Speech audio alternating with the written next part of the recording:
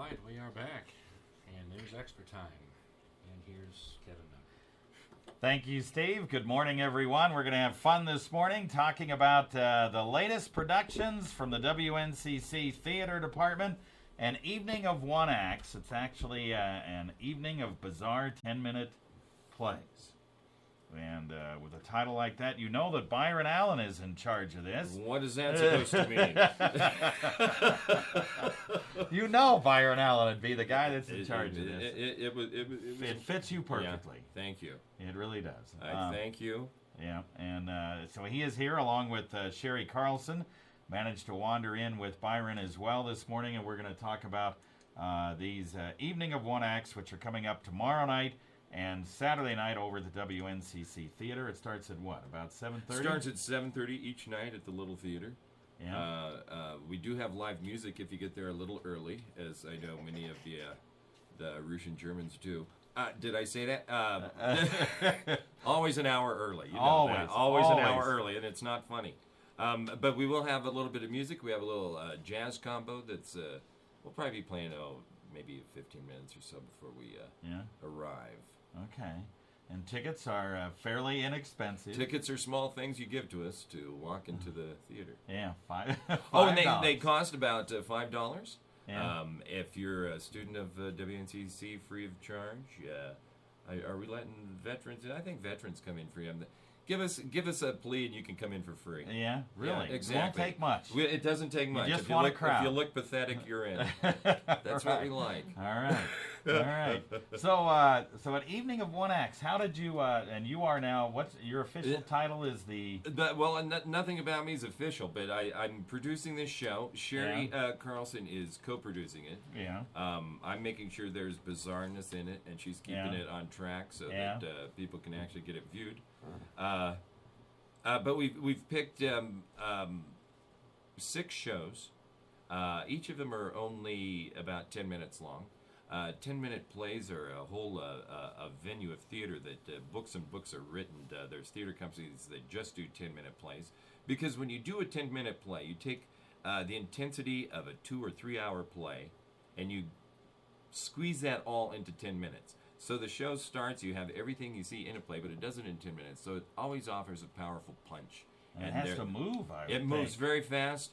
And as I've told the actors, and if you forget your lines, the audience never forgives you because it's 10 minutes long. But they're very fast paced. Things happen very quickly, and they tend to be bizarre. So we just went for it. These are all very bizarre things. And one, they're all professional scripts that written by those professional people from other towns. But we did get a local author to write something right here. And Doug Harris, a local author, has written a play. Hold on to your hats. The title is called "Beat That Dog to Death." Okay. But it's funny. But it's fun.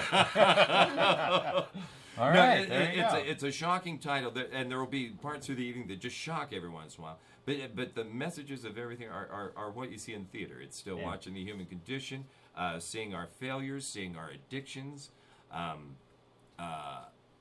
Like for instance, watching a cat and dog talk. Watching a cat and dog talk to each other, and when you drive down the street, if you ever see a cat and dog in the window, if you've ever wondered what they were thinking, which maybe you never have, but we have, and this is it. And this is what they're doing, and it's more than what you really think what the animals do.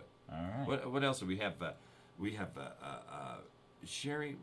Tell me a little bit. Well, we'll have Sherri talk about some of the stuff that she's in, right? And exactly. Like a chocolate. You're in what? A chocolate affair? The Chocolate Affair. The Chocolate Affair. Kind of explain here. What a chocolate affair is a love story about chocolate. You kind of take the mic here and run with it. Take the mic. Well, A Chocolate Affair is about a lady named Beverly who decides to check herself into a seedy motel room to eat her daughter's Halloween candy. And she has some unexpected guests show up, and Mr. Goodbar, Eminem, who give her a hard time. Yeah. And so it's just the process that she's going through. Yeah. All right. That sounds funny. It sounds great. And it's weird as anything, but it is funny. I mean, we've been doing it. The actors are to the point where they don't laugh.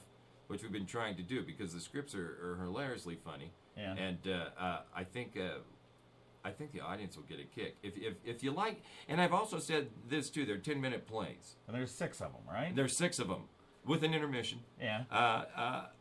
But if you don't like what you're seeing on stage, it'll probably be over in about 10 minutes. So you can stick around. It'll work. There's just 6 shows. If you don't like the first one, you go. Yeah, to the there's second another one right? coming. There's another one coming.